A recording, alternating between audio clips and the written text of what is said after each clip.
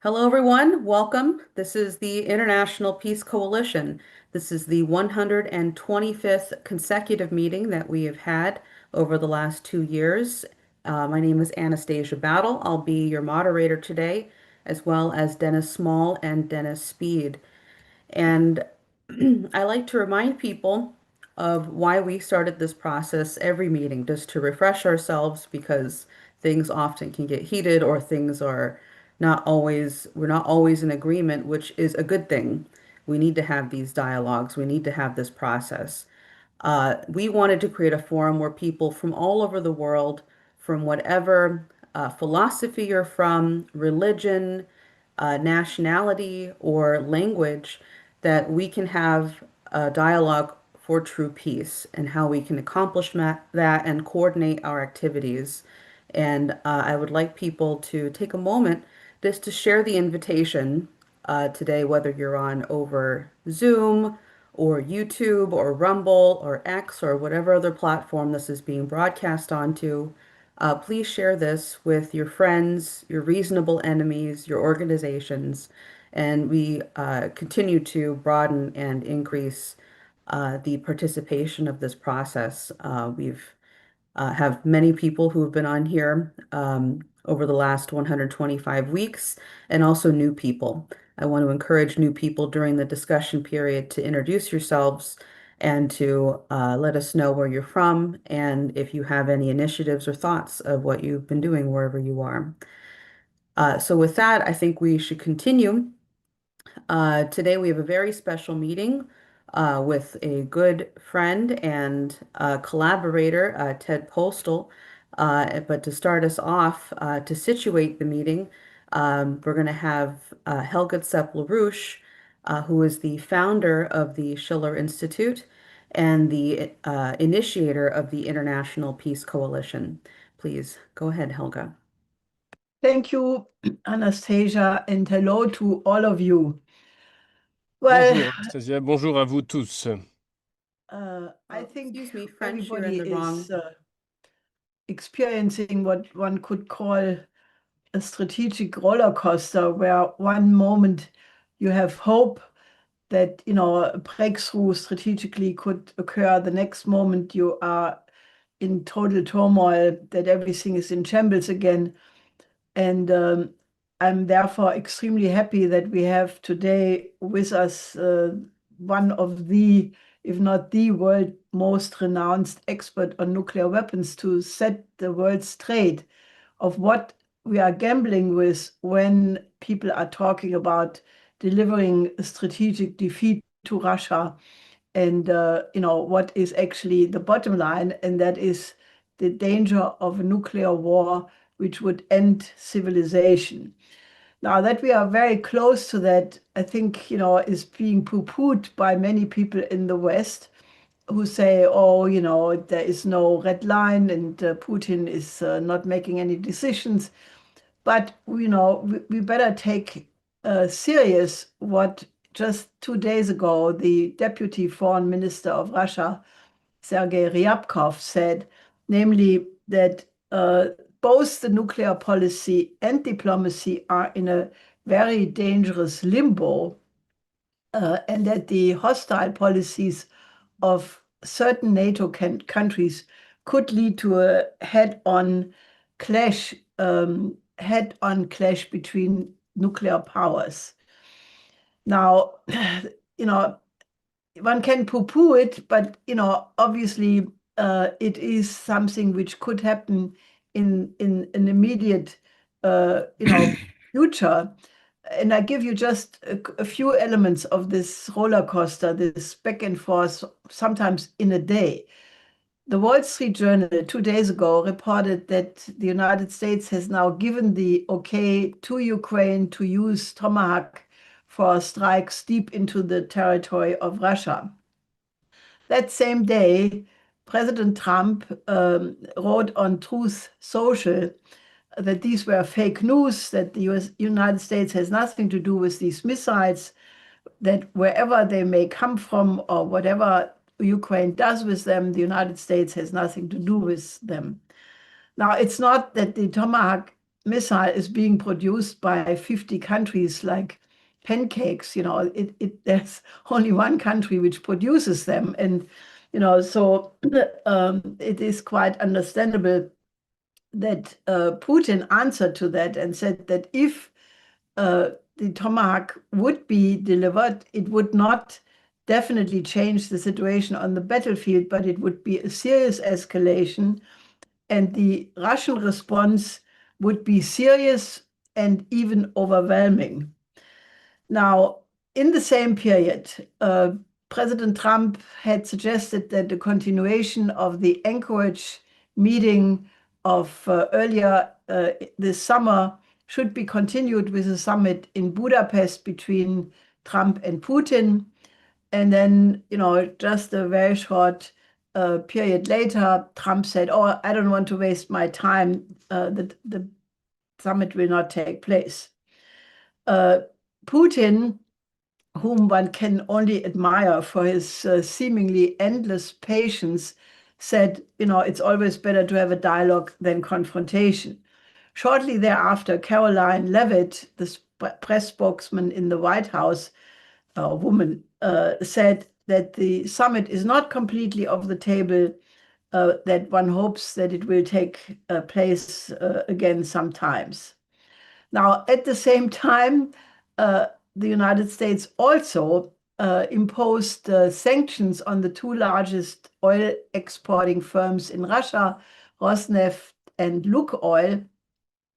And one has to understand that this is part of the, the sanction policy is part of the policy of delivering a strategic defeat to Russia by basically cutting off its oil revenues, and that way supposedly making the continued financing of weapon production impossible.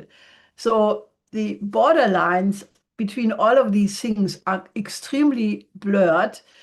And Chancellor Merz from Germany had said at various times, that he deliberately will not say anymore if Germany delivers the Taurus or not, because he has now shifted to a policy of, quote, strategic uncertainty.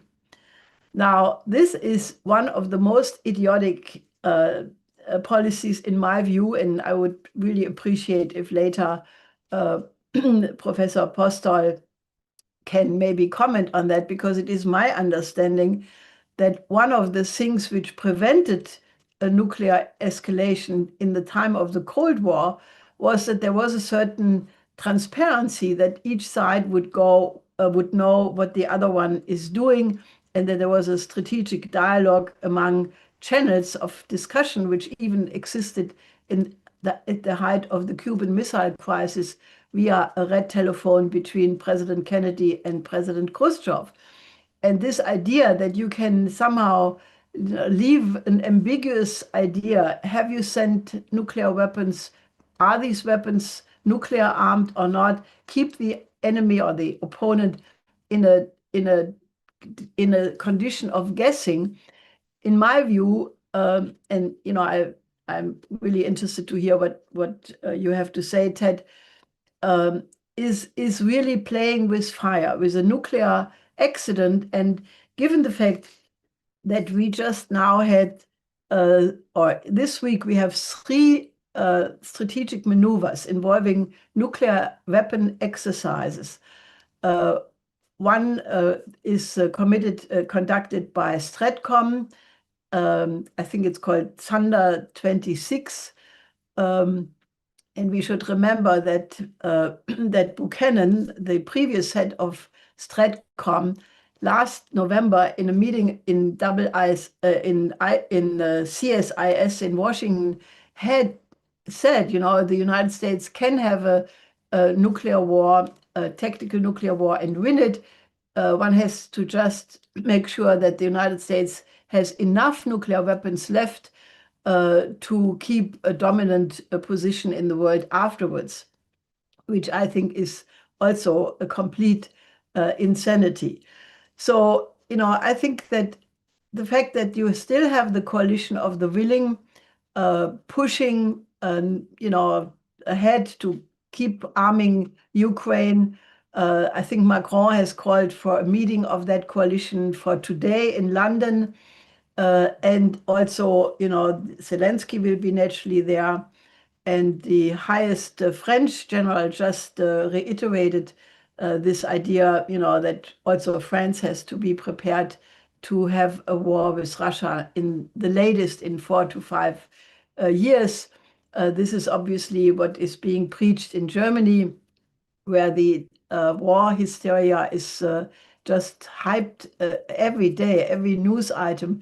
The idea that we have to go back to the draft, because if it comes to war, 1,000 soldiers will die every day, and they have to be replaced by the reserves, and the reserves are on and on like that, as if the memory of World War II would have been erased from the minds of people completely. It is absolutely insane.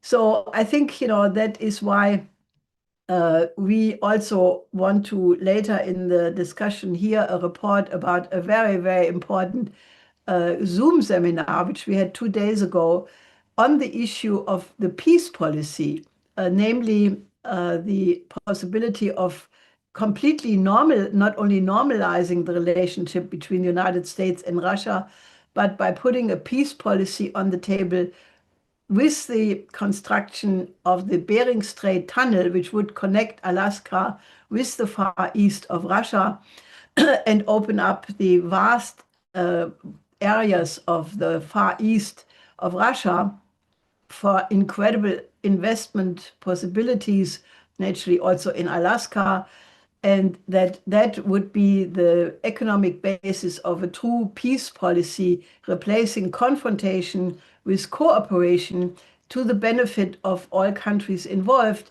because the projects are so big that many countries which are poor of raw materials could be invited to participate in the exploration of the North, much of which is permafrost, and therefore it does require enormous investments and changes in the landscape in order to make it possible.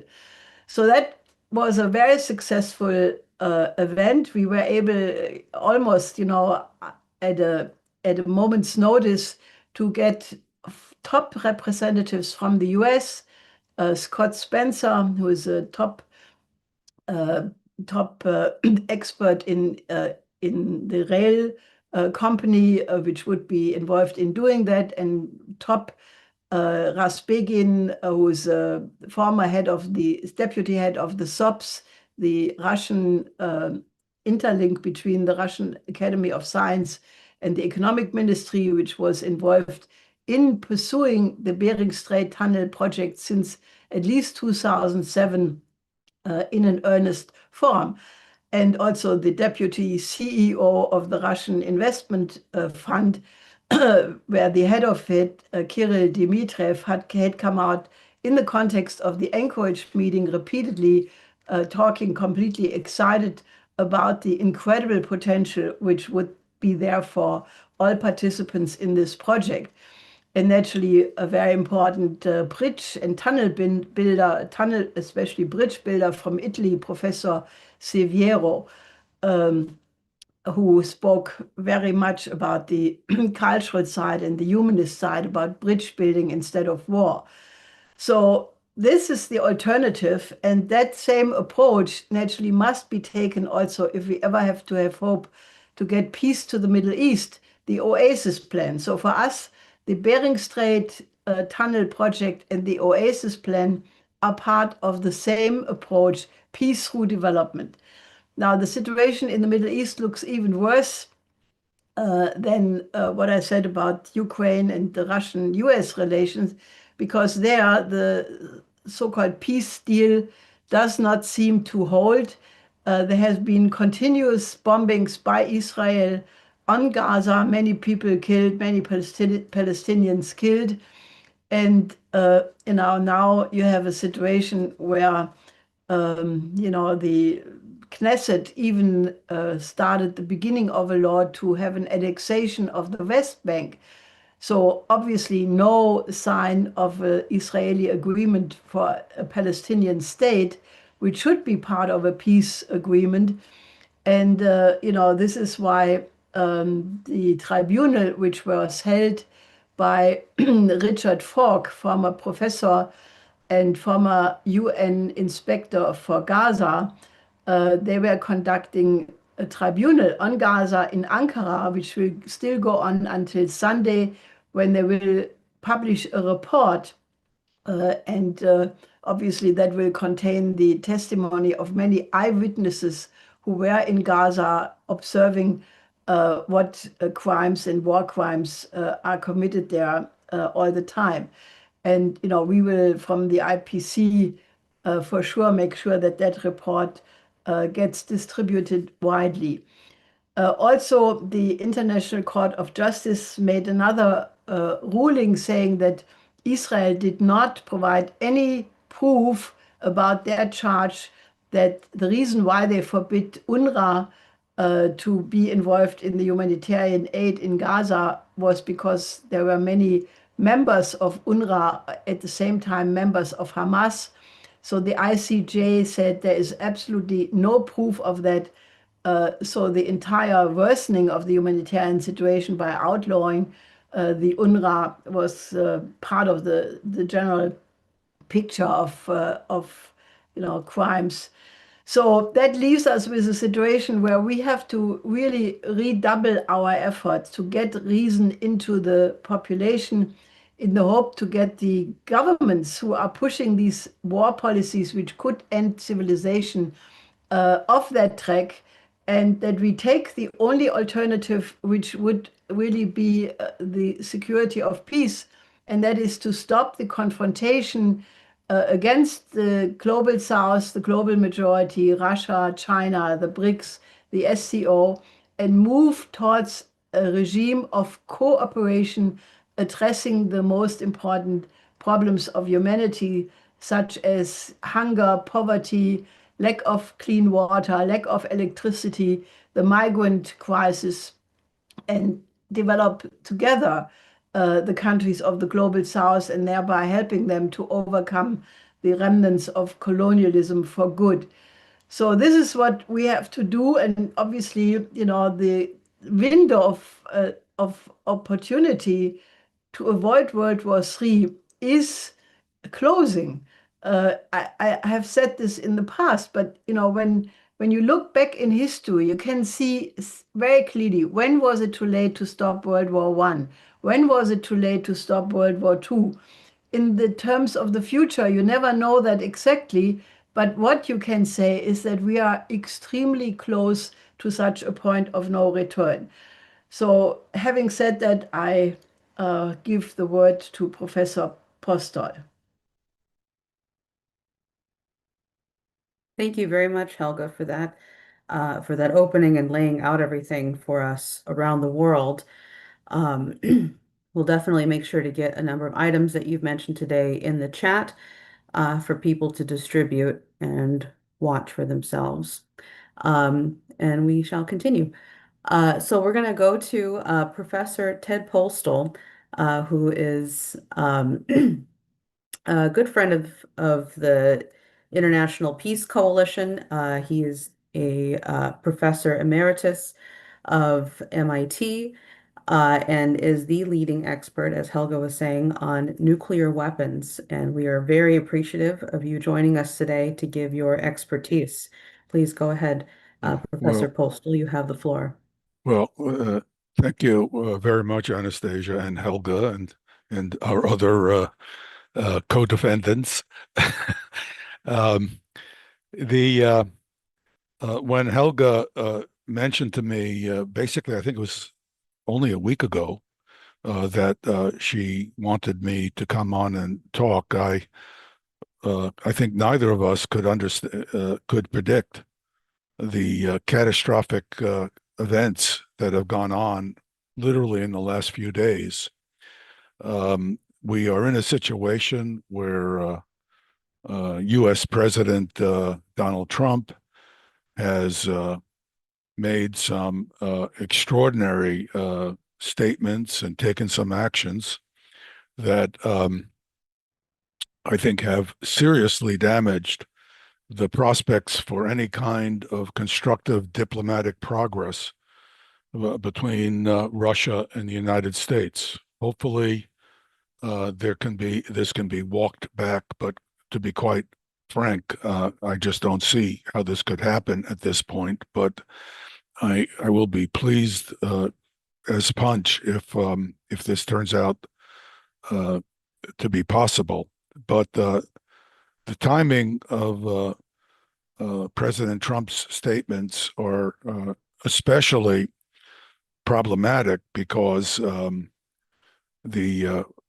February, the end of February, the New START treaty will need to be renewed, and of course that cannot happen quickly. And President Putin has very wisely offered that Russia would follow the New START treaty provisions for a year while the United States and Russia went through the negotiations to extend that treaty. The Intermediate Nuclear Forces Treaty, which was lost a few years ago, would really also needs to be put back in place, or something that will prevent the large-scale emplacement of short-range nuclear weapons in Europe, which will dramatically increase the chances of an accidental nuclear war. And I think it's very unfortunate, but as far as I can tell, and I hope somebody will explain to me why I'm wrong. I'm happy to be shown to be wrong on these things. I think that Russia has now been put in a situation by the actions of President Trump, where it really has no choice but to solve its legitimate security concerns through the battlefield in Ukraine. And I think this is extremely unfortunate. There will be a tremendous additional loss of life that could have been avoided. And I think it's quite possible that Ukraine will essentially be destroyed in the process, because the political leadership of Ukraine is so extremist that it really should be compared to Hitler in his bunker when the Soviet Union was closing in on Berlin, and Hitler refused to stop the slaughter, and in fact even ordered Albert Speer, his master of the economics, he's a head of the German economic effort, to really destroy what was remaining of Germany. Fortunately, Speer was not willing to do it. But we are in an extraordinarily dangerous situation now. And I find it hard to believe, to be blunt, hard to believe that anybody could have such a lack of grasp of history and such a lack of grasp of basic facts that they could behave like Frederick Merz has been behaving in Germany. And of course, this also includes Emmanuel Macron, and Keir Starmer in France and the UK. This is, I have to say, I've been trained as a physicist, not a historian. And when I read history, I always had trouble quite viscerally understanding how the political leaders at the time could show such stupidity. But now it has been made very real to me by looking at these people. So in any case, we are in a difficult situation. Now, what I'd like to do during the remainder of this talk, and I have to ask Helga to interrupt me because I could go longer, and I don't think I should. So I'm going to try to keep it short. I want to reemphasize for the audience how tremendously dangerous and damaging nuclear weapons are. And the reason this is important to understand, and I think it's important to understand this on more than an abstract level. I mean, to really understand this on a basic level is extremely important. Can you see the slides? And can you see the cursor? Yes, we can see it now. Okay, good. The destructive nuclear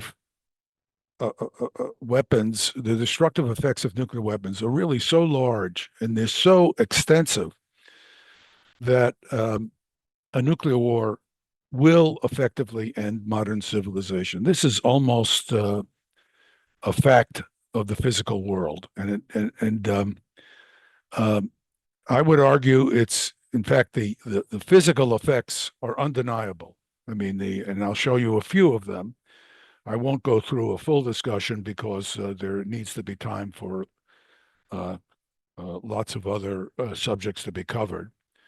But I want to make a very important point. This is an existential fact of physical reality. This is not a policy viewpoint. This is not an opinion that can be argued on the basis of perceptions. This is simply a fact of physics. And when somebody tries to suggest that a nuclear war can be thought of as no different than some kind of limited conventional war, and that people will walk away from this damaged but not completely destroyed, they really have no idea of what they're talking about. They are either ignorant beyond belief, or they are reckless beyond belief, or both. And this is one of the reasons why I am so concerned about statements made by Merz and Macron and Starmer. I mean, these people need to sit down and spend some time understanding what the simple effects of nuclear weapons are. They wouldn't talk the way they would if they understood it. There's no debate to be had on that. But a very important point that comes from this tremendous destructive capability of nuclear weapons is that there's no such thing as fighting and winning a nuclear war. It's simply not possible. Helga brought up a statement that was made by a former commander of Strategic Air Command, where he defined winning as having more nuclear weapons than the adversary has after the war occurs. Now, this is unbelievably idiotic. What basically this commander was saying is that the United States would be a smoking, radiating ruin, and Europe and Russia would be a smoking, radiating ruin, where almost everybody would be dead or dying, but winning would mean that the United States might have some submarine in the North Atlantic or in the Pacific with a few more nuclear weapons than the Russians might or might not have. This is his definition of winning. This is this is a kind of immoral disguise for arguing that something that would be the end of human civilization is a trivial event. This is immoral to, I don't know how to begin saying what I think about the morality of these kinds of misleading arguments. It is no different than telling people, go ahead and use that bridge, even though you know the bridge will collapse if the people try to use it.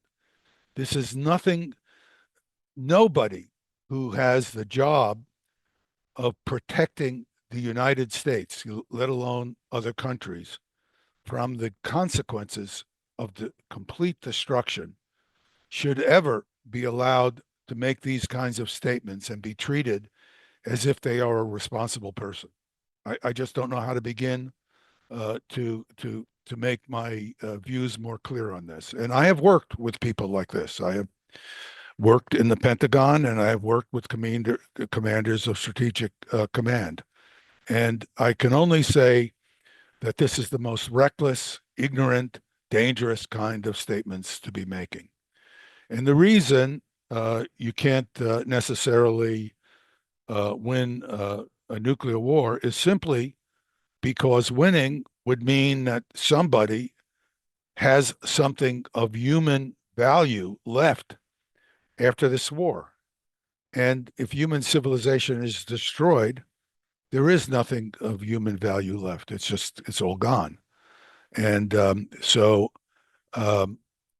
this is why the effects of nuclear weapons, which are physical and not disputable, I would be pleased to have this commander of strategic command explain why what some of the things I am about to show you are not true. Let him try. Let's do this. And the important thing about these destructive effects of nuclear weapons is that they are so destructive that they have a social and military consequence that goes beyond the physical. And that is that any time you start using them, they are so destructive that anybody involved in making decisions about these weapons being used, will be forced to use these weapons against against the other adversary. They will have no choice, because they will have no choice but to try to attack the other's forces and stop them from destroying their own country. And because both sides will have this imperative because of the destructive of nuclear weapons, a very small number of nuclear weapons being used, perhaps even one, would very quickly start an action-reaction cycle that would begin the destruction of human civilization almost instantly. And we have experience with this. In 1983, excuse me, in 1983, we had a war game called Able Archer. And in the war game, of course, then there was East Germany, and West Germany. In the war game, it was postulated. Remember, this is a game.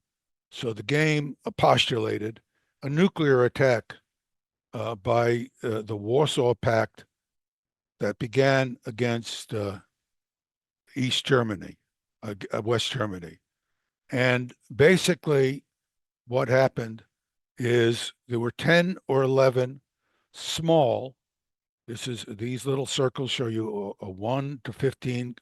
I'd say for purposes here, we'll just assume that they're 15 kiloton nuclear weapons. These are weapons that could be fired from artillery pieces. So they're very low yield. They're the kind of weapon that destroyed Hiroshima and Nagasaki, because today we have much larger weapons. I'll show you what these so-called small nuclear weapons can do very shortly. And in this process, it is assumed by the war game referees that these 11 nuclear weapons are used, and then the American team, or the Western team, which incidentally consisted of an American Secretary of Defense, Caspar Weinberger, and an American chairman of the Joint Chiefs. So the highest level people were involved in this war game. And of course, there was a Russian or Eastern European team that was supposed to replicate what the Eastern European reaction might be. And within one day, there were over 100 weapons used. There were counterstrikes and counterstrikes done. So we had roughly 100 nuclear weapons of the yield that destroyed Hiroshima and Nagasaki being used. Now, of course, if you think of World War II, and this had been, and the United States had been able to do this to Japan, Japan would not exist at that point, would simply have not existed. These weapons would have destroyed all of Japan easily, without doubt. Now, by day 3, so now we're talking 48 hours after this initial incident, or day 5, let's go to day 5, this exercise had escalated into thousands of nuclear warheads being used basically in Northern Europe. And what you see here are these multiple circled points are strategic nuclear weapons, are sort of in the 1 megaton range.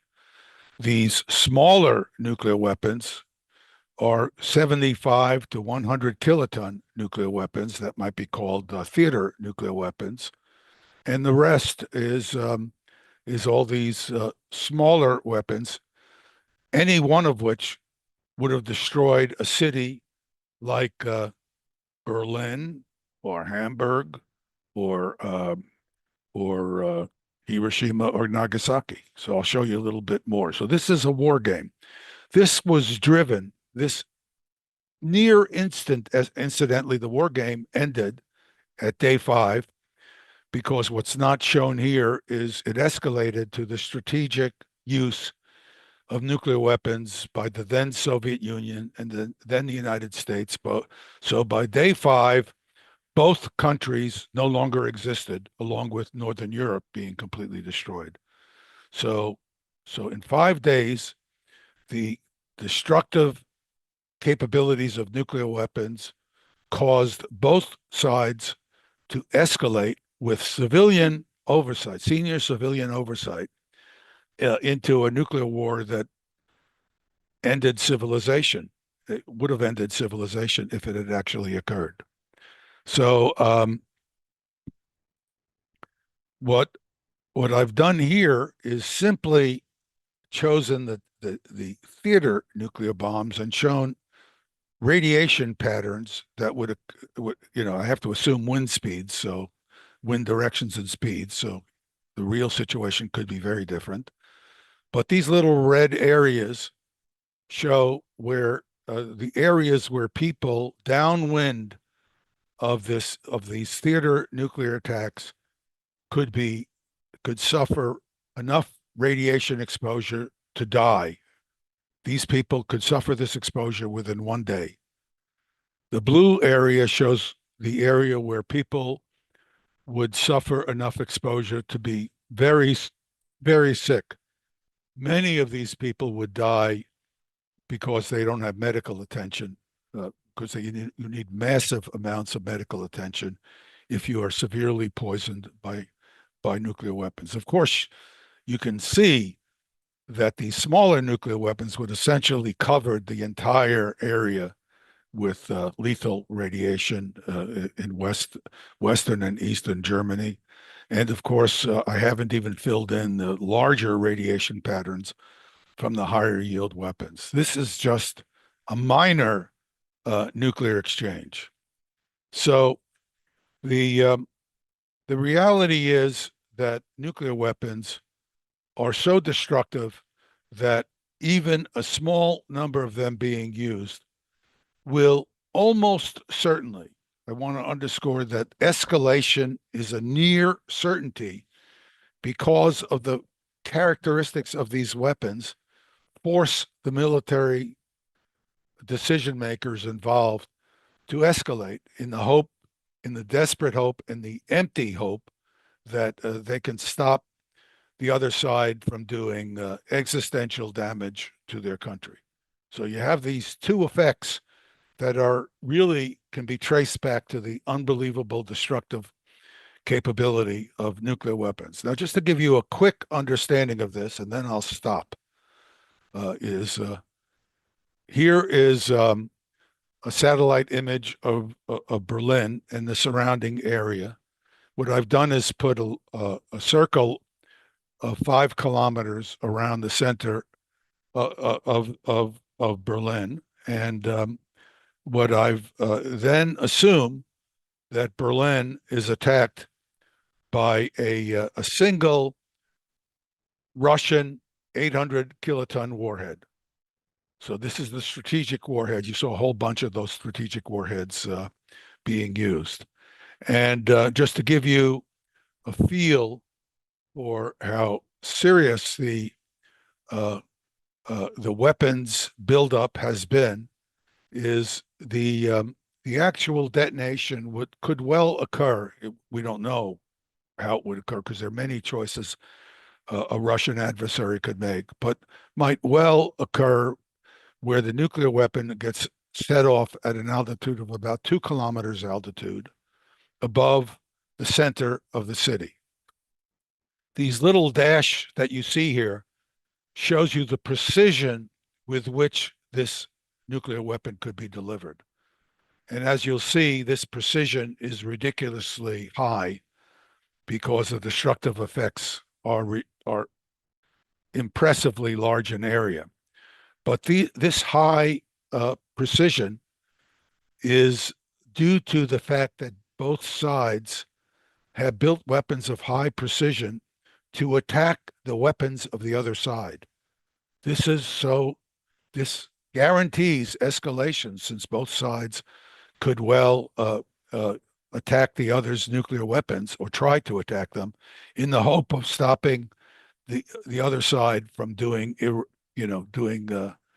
lethal damage to their society. When the nuclear weapon goes off, it releases an enormous amount of energy within a very small volume of space. And the initial temperature inside the weapon is roughly about 100 million degrees Kelvin. Now, the center of the sun is about 20 million degrees Kelvin, and the surface of the sun is about 6,000 degrees Kelvin. So you can imagine that this enormous small region of hundreds of cubic meters, so it's very small, that has a temperature of much larger than the center of the sun, will become superheated and will expand violently outward as the hot gases because the pressure of the hot gases inside is so great. And the initial expansion will be at millions of kilometers per hour, but it will eventually expand into a ball of superheated atmosphere of about 2 kilometers, a little bit over 2 kilometers in diameter. And that will take about 1 second. So what you're seeing here is the fireball is at about 1 second after the detonation has occurred. Inside the fireball, the density of the air is about 1% that of the air in the surrounding atmosphere, because the air is so hot that it is expanded until the pressure inside the ball of superheated air is equal to the pressure outside. So now you have a bubble in the atmosphere, and the average temperature of this bubble is about 8,000 degrees Kelvin. The surface of the sun is about 6,000 degrees. So the fireball radiates about 2 to 3 times more light and heat than the equivalent area of the surface of the sun. So what I've shown down here at the bottom is a cloud that is a cloud created by the explosive disintegration of areas exposed to the tremendous amount of light and heat. So for example, on the ground, the asphalt on streets would be vaporizing into gas. Fantastic effects. The concrete buildings, the surface of concrete buildings would be superheated so fast that and because they're brittle, they would thermally expand so fast that they would disintegrate into superheated powder that would recoil out from the surfaces. This is a phenomenon that is literally a phenomenon that could only occur in an astronomical environment, but of course, it's occurring near the ground, near the surface of the Earth. At the same time, this fireball has expanded into a bubble in the air. It has acted like a fast-moving piston pushing against the surrounding air. So it creates a compressed shock wave of enormous physical extent. Now, keep in mind that most of you were probably thinking about the nuclear weapon mostly doing damage by the blast wave. But note that extraordinary damage, much greater than what can be done by the blast wave that will be arriving behind the hot flash from the nuclear fireball, is done well before the shock wave actually even reaches the ground. So the shock wave is much less damaging and lethal than the actual flash of light and heat from the fireball. As the shock wave expands outward, it generates a reflected shock off the ground. In other words, the primary shock hits the ground and results in a reflected shock that comes out, that follows the primary shock. And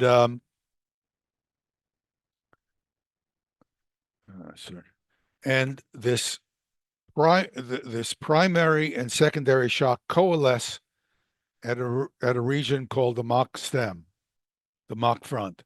And at this region, you have an adding of the shock wave, an addition of the blast from each of the shock waves, both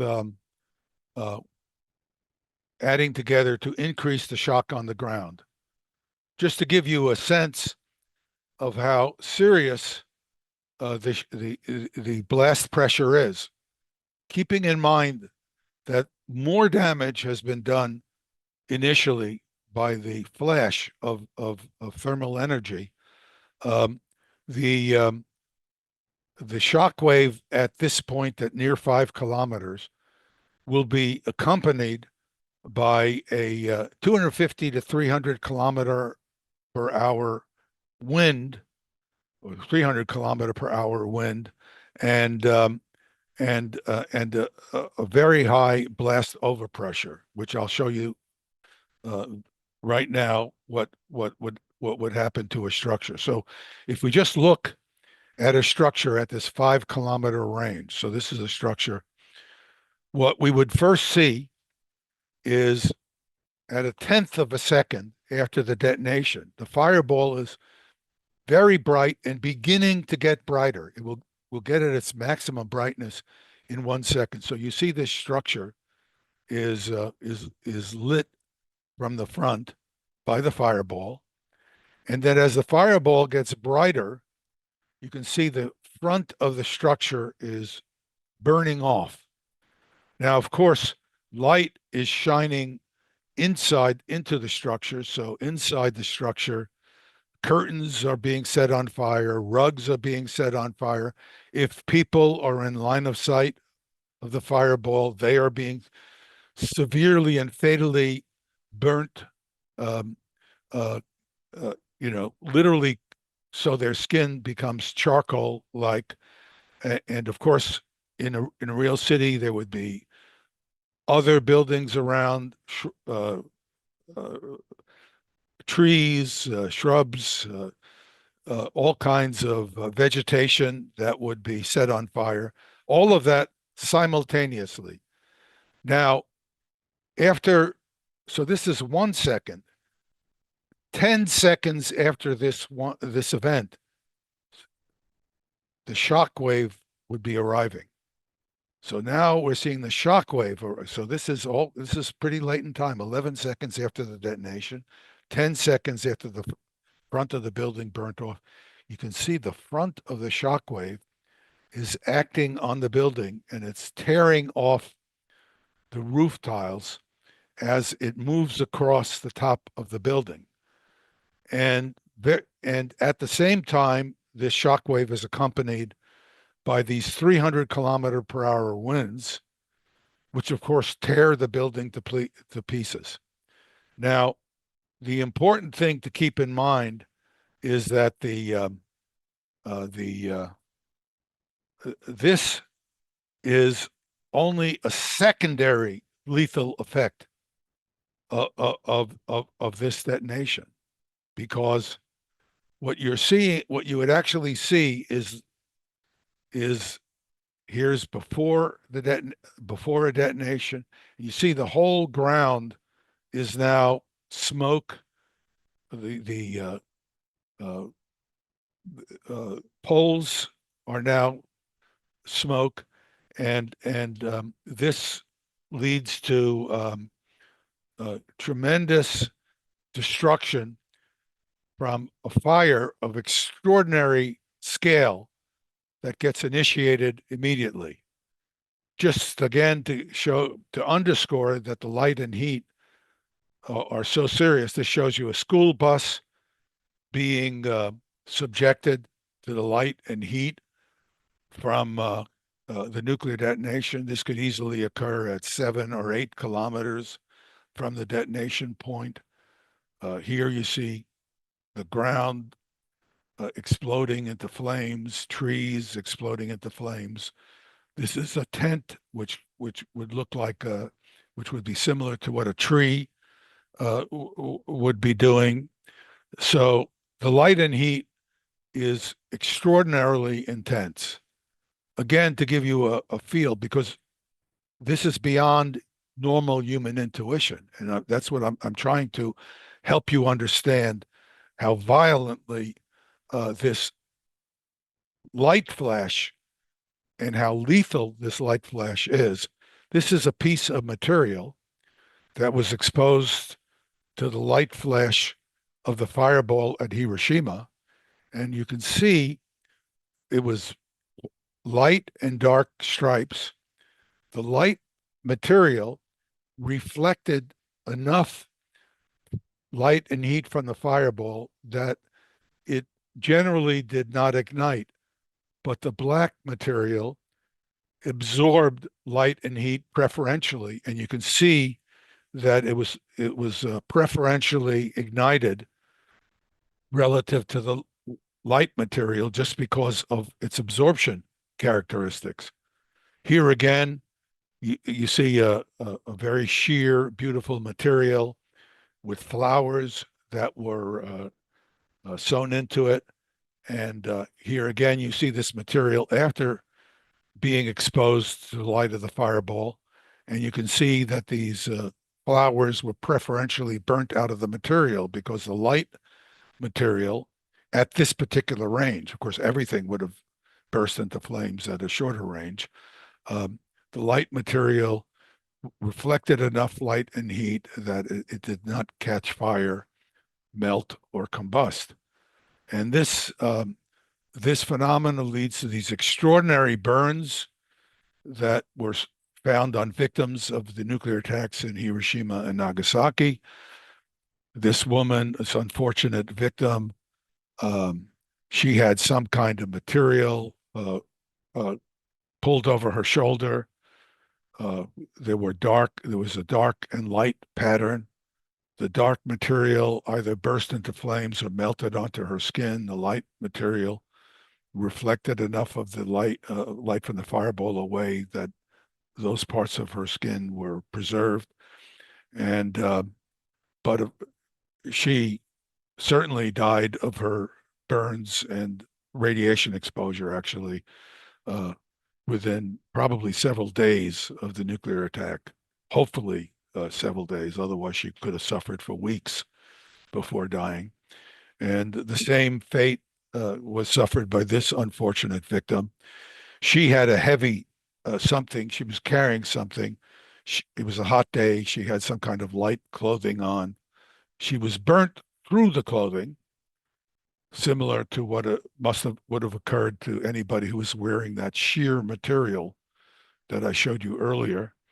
And she had some kind of heavy strap across her back and shoulders, and that prevented the light and heat getting through. Of course, she also would have died from exposure to the heat and the consequences of the fireball. So I'll make one more point here and then I'll end.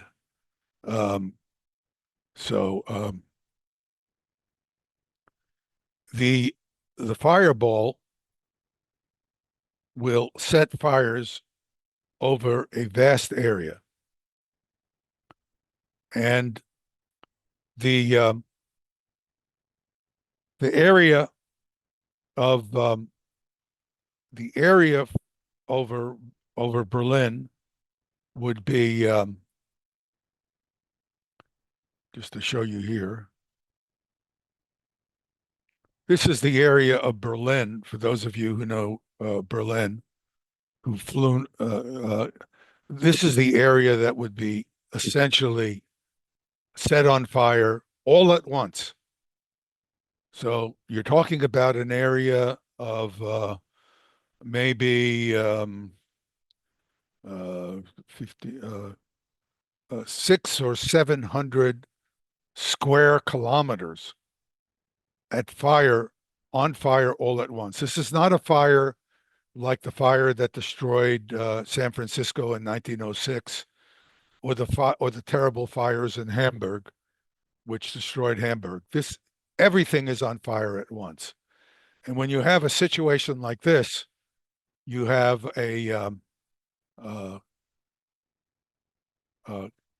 situation where an enormous amount of hot air is being produced by the fire, and cool air is being drawn in from the surrounding environment.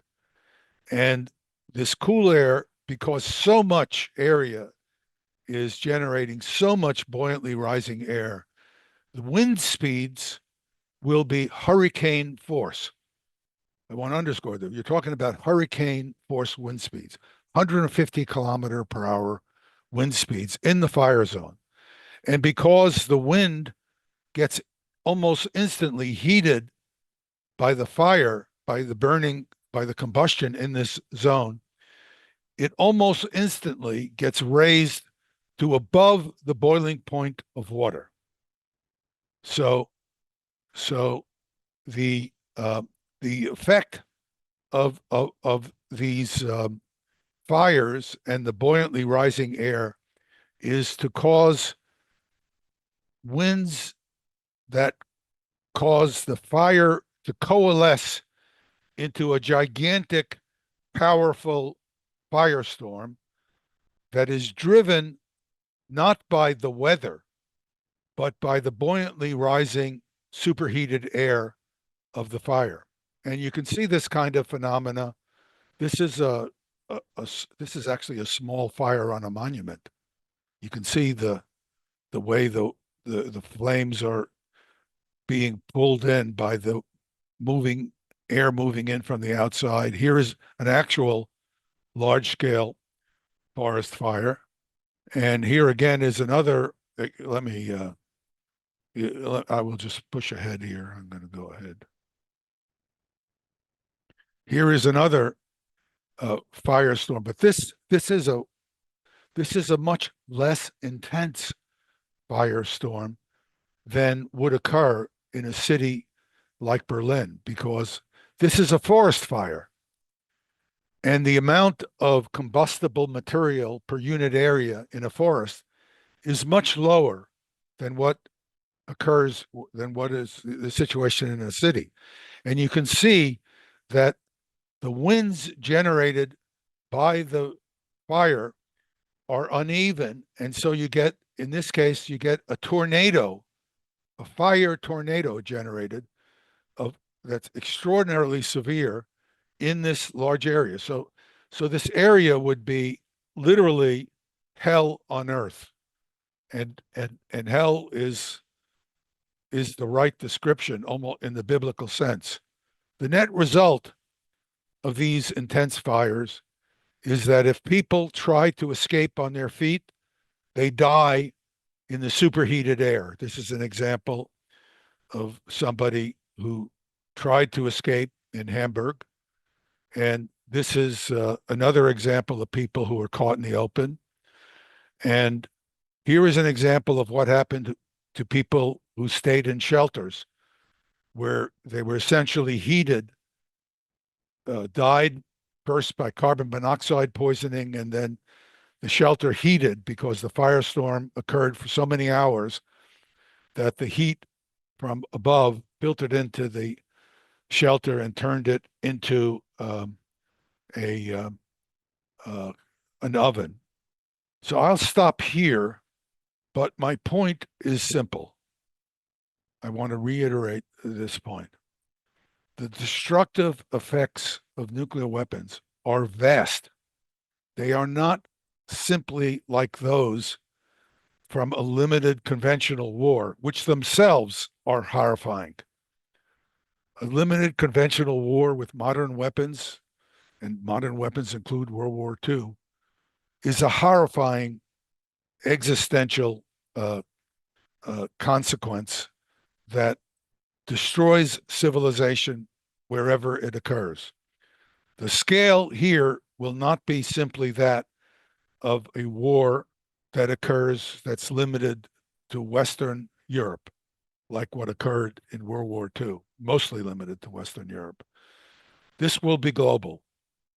And anybody who thinks that winning a nuclear war is simply that the people on both sides who are left in this state will have somebody roaming around the North Atlantic with more nuclear weapons than the people left in this state in the Eastern Europe and Western Europe, that is winning the war, is delusionary beyond belief and reckless beyond belief. There is no winning such a nuclear war, and the very small limited use of nuclear weapons will almost instantaneously drive the military on both sides to do what they don't want to do. If you talk to military officers who know what they're doing, not like this strategic commander who made these extraordinarily unwise statements, if you talk to soldiers who know what they're doing, and there are such people, they will tell you that winning a nuclear war is a fiction, is delusion, and a very dangerous delusion at that. And I'll stop here. Sorry for the gruesome character of what I'm showing, but I think it's good to, it's important for people to understand what we're dealing with. No, I thank you, Ted, for your presentation, for really making this real for everyone. I think it needs to be real. Yeah. I'm sorry, I apologize for the brutality of the presentation, but I want to assure you that I've selected from a very large number of illustrative slides, only a few, so I can make my points. I'm not trying to just go through slide after slide. I'm trying to make it real to you, because if it's real, it has more meaning than something that we all abstractly think we understand.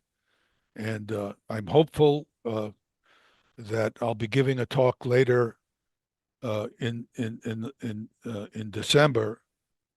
We're trying to arrange a talk to the European Union. I don't know what will happen, but I'm trying to get a friend of mine, a Russian general officer who's experienced with the strategic rocket forces, to talk along with me.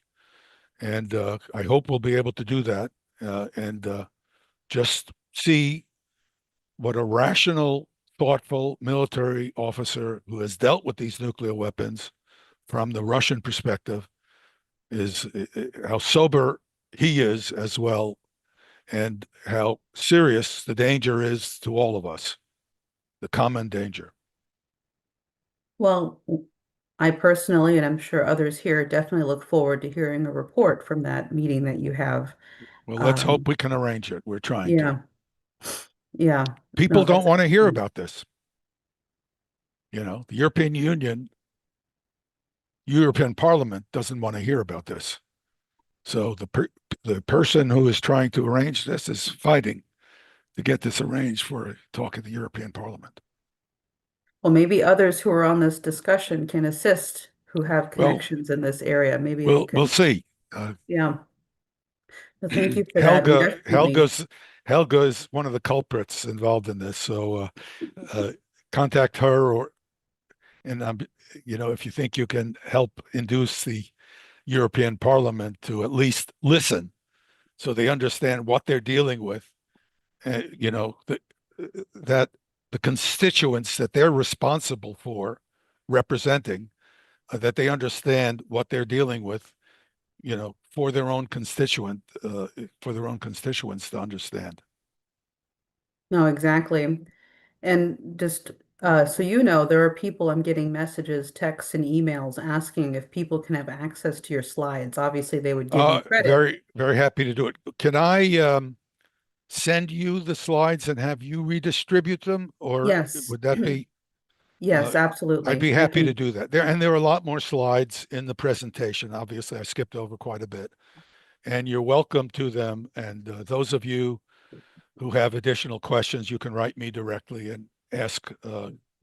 If you think I can help illuminate some of the yes, and we definitely issues. have questions coming in, and I'm sure. we'll get to those in just a moment. I want to go to Helga, if you have any responses or thoughts before we move on to some of the questions. Well, first of all, I want to thank you very much for having made this presentation, because I think, anybody who does not think about that is not in the real world. Now, I have a couple of thoughts. One of them, obviously, is that several people who participated in the maneuver Able Archer were telling afterwards that the consideration of what would be the effect on Germany did not play any role in those conducting this maneuver. If you could comment on that. Then furthermore, I have another point. What do you think about the present armament going on in Europe? Because as far as I can see, this is all supposed to be for a conventional war.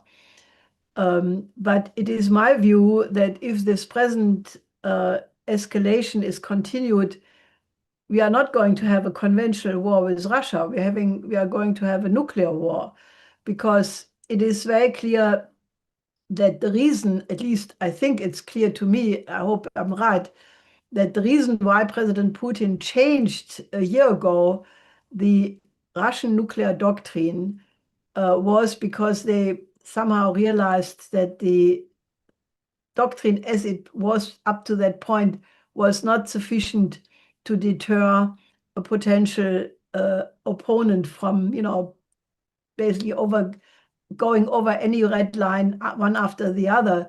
So Putin, about a year ago, changed the doctrine to say that Russia will only use nuclear weapons. Before it was Russia will only use nuclear weapons when the existence of the Russian state is at stake. And he changed that to say that even if a conventional country is threatening, a conventionally armed country is threatening the existence of the Russian state, which is backed by a nuclear power, then under that condition, if the existence of Russia is at stake, Russia would preserve the right to use nuclear weapons. Now, that condition obviously is referring to the situation in Ukraine, and in the countries backing it is naturally the United States, Great Britain, France.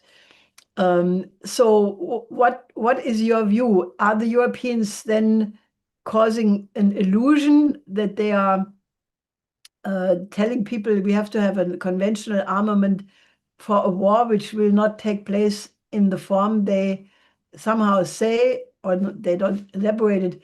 But is it not a complete illusion? Because once you push Russia into what they call a strategic defeat, Russia will not accept that, and in that case will use nuclear weapon. If you could comment on these kinds of problems, please. Yeah, well, let me first make a comment that I think is very important, from my point of view, the most important thing. Germany is now being subjected to a strategic deception, and I say deception, by its political leadership and the American leadership. There has been this claim that in 2026, the US and Germany will have mobile conventional strike weapons placed in Germany. Let me assure your audience, as a person who's worked in the Pentagon and who knows something about these weapons, that we are not talking about non-nuclear weapons. All right. This is a lie that has been conjured up by Merz and his political cohorts in Germany. It's from, just to be, I'm not a German citizen, but I am an American, and the Americans are involved in this. And this is a deception that is aimed at putting mobile nuclear weapons into Germany. And the Russians will understand this. They understand it already. They've made statements about it.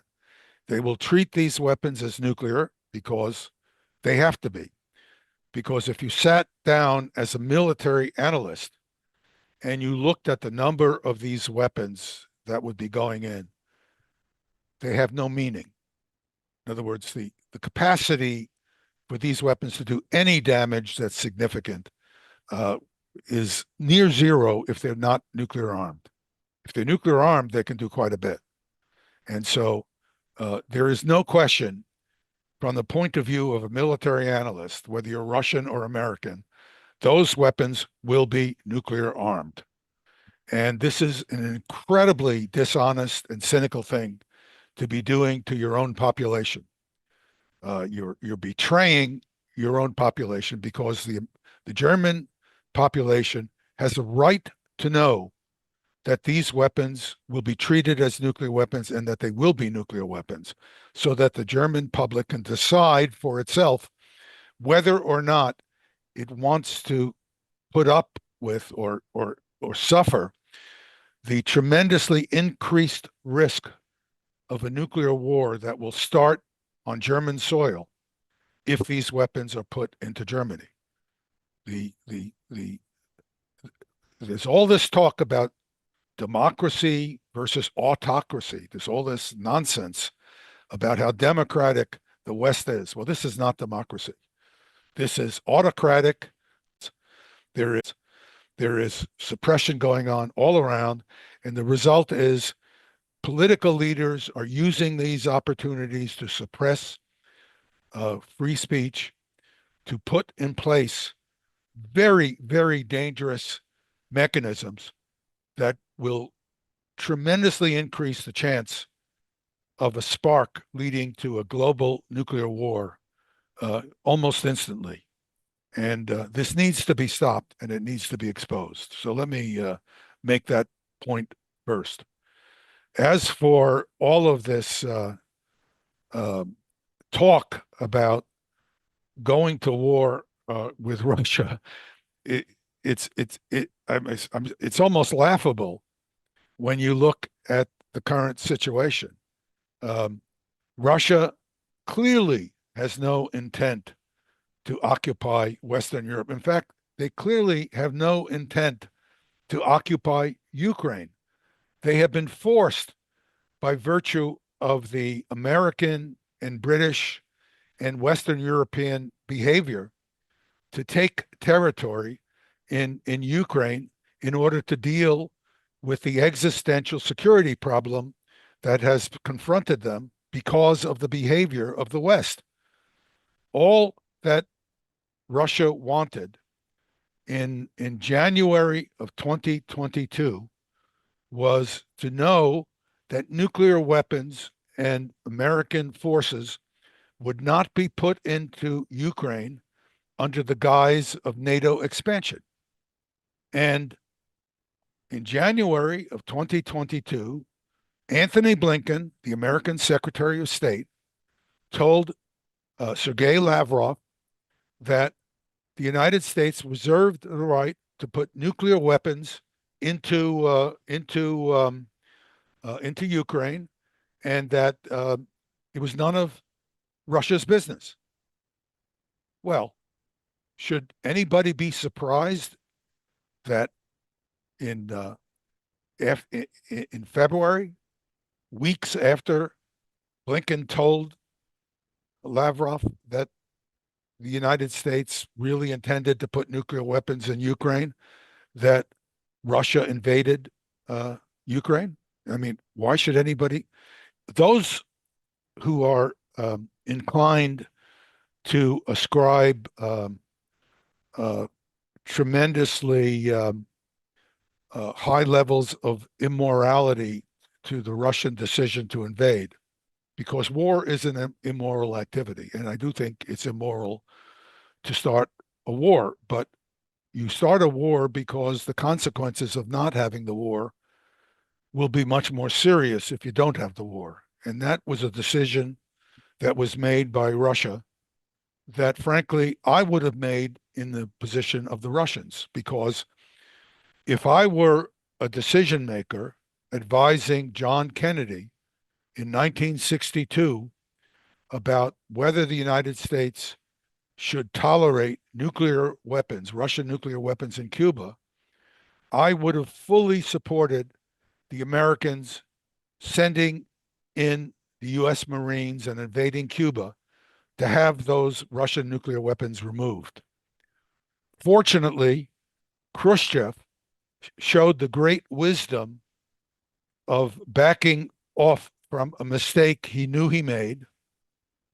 And I say he understood that he had made a terrible mistake, and he was courageous enough to recognize that this was a mistake and negotiate a way of getting, of stopping an American invasion of Cuba, which would have certainly occurred if Khrushchev had not negotiated with Kennedy to remove those weapons. The great courage and foresight that Khrushchev showed after he made this mistake of inserting these weapons should be applauded by everybody. It's generally not done, but it was a very courageous move to correct his mistake.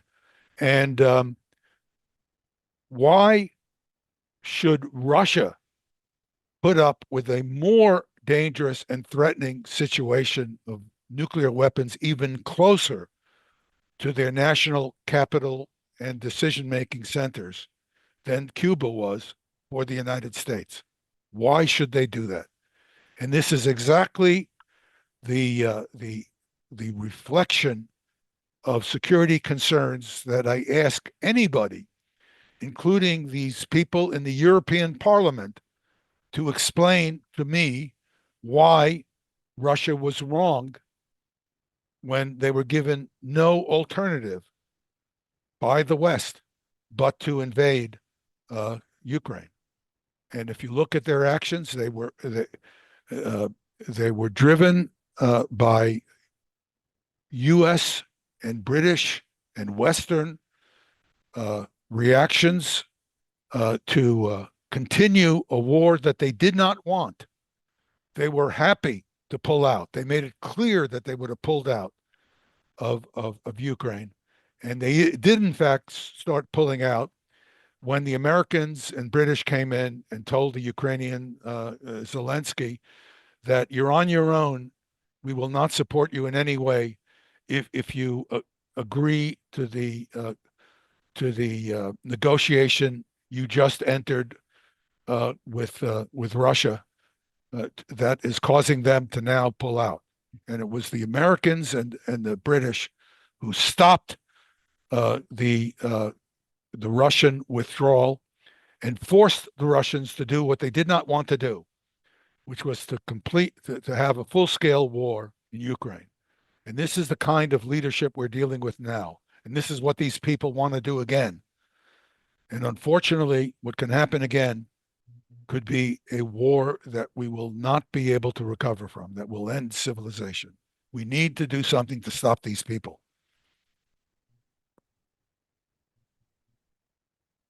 Thank you, Ted. And Please. Helga, I know you had a little bit more. Yeah, let me just come back to the question I was asking earlier.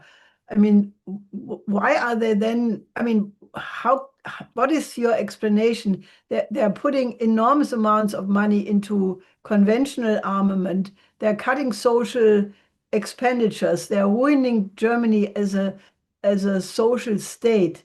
I mean, isn't that completely insane? Well, I mean, the current situation in Germany, also true in France and Britain, but to varying degrees. Britain is actually in worse shape than Germany. France is not quite yet in as bad shape, but will be. The economic situation in Germany is a result of this Ukraine war. The United States destroyed the Nord Stream pipeline. The argument was to show you how idiotic and ill-informed the President Biden was and how reckless he was. He did more damage to the country that he thought was an ally, in this case, Germany, France, and UK, than he did to Russia, because Russia was in a position to not sell oil and gas through the Nord Stream pipeline to Germany. But Germany was not in a position to not have oil and gas from Russia, because the German economy screeched to a halt because of the loss of inexpensive oil and gas. And for the last 3 years, the German economy has had essentially zero gross domestic product growth. Germany is in the process of deindustrializing. If I were a leader of Germany, like Mr. Friedrich Merz is supposed to be, my first concern would be my people, my country, and my economy. And he's not concerned with that. Instead, he wants to further ruin the German economy and the German social system by diverting limited funds in a deindustrializing economy, which is deindustrializing as we sit here, away from the people of Germany to build weapons to prepare for a war that does not have to occur and should not occur.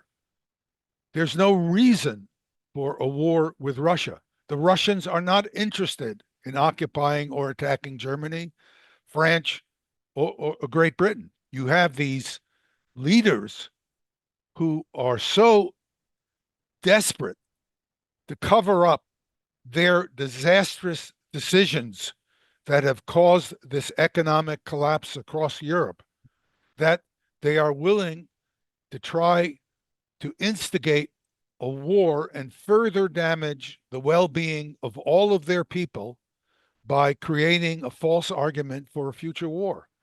This is extraordinary. And it is extraordinary that the so-called democratic governments we have do not have mechanisms for stopping them. So when people want to talk about democracy in the West, I mean, this is nonsense. The average German does not want this. The polls show it. You know, it's ridiculous. There is no threat from Russia. So what we have is a group of political leaders who are ignorant, who have done terrible, terrible things to their own people economically, and who are now trying to cover it up by arguing that there needs to be a war with Russia when Russia poses no threat. That's what's happening. I don't know if that answers your question, Helga, but I can only say, that we will ask all participants in this call, to make sure that a video or transcript of what you are saying gets to everybody, especially, the Bundeswehr is now going around in the schools advertising voluntary joining the army for pupils. And, I mean, I know that these pupils are being told absolutely wrong reasons, that they get money, that they get a, good pay, that they can maybe even learn their profession, study. And I think this is adding to the betrayal, because, I mean, even the officials places are now saying, yeah, if it comes to a war, 1,000 casualties per day need to be replaced. So therefore, we have to recruit more young people. I mean, is that a reason to join the army? Especially in light of what you just said, there is zero chance if it comes to that. So I think we should do everything possible that that analysis you just gave us gets well, to let me make everybody. let me make a point. There will not be thousands of casualties per day. There will be millions, tens of millions, hundreds of millions of casualties per day, because this war will not remain limited to non-nuclear conventional weapons. So anybody who thinks it's only going to be thousands or tens of thousands of people per day is just wrong. It's tens of millions or hundreds of millions of people per day. And that is the real truth of what this war would bring. Thank you for making that starkly clear for everyone here on this discussion. And we will make sure that your presentation is available as a standalone so people can share this, get this out. It is immediately available on the Schiller Institute YouTube page, and people definitely should get this out far and wide. Please just give credit to the International Peace Coalition so we can continue to grow the process. And I will also make your slides available to people who are part of this discussion. Clearly, people very much want to get this out.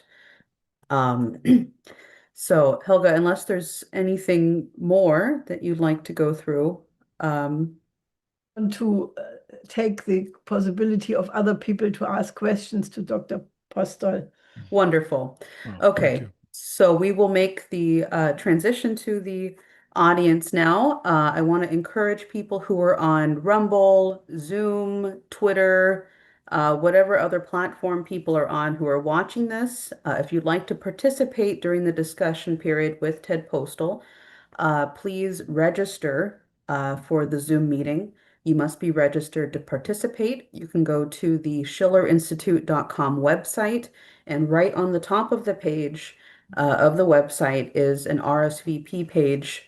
Just sign up. You'll get the Zoom link emailed to you, and you'll be able to join. Please use your full name when you do join. And with that, Dave, just let me know when we have cut the stream.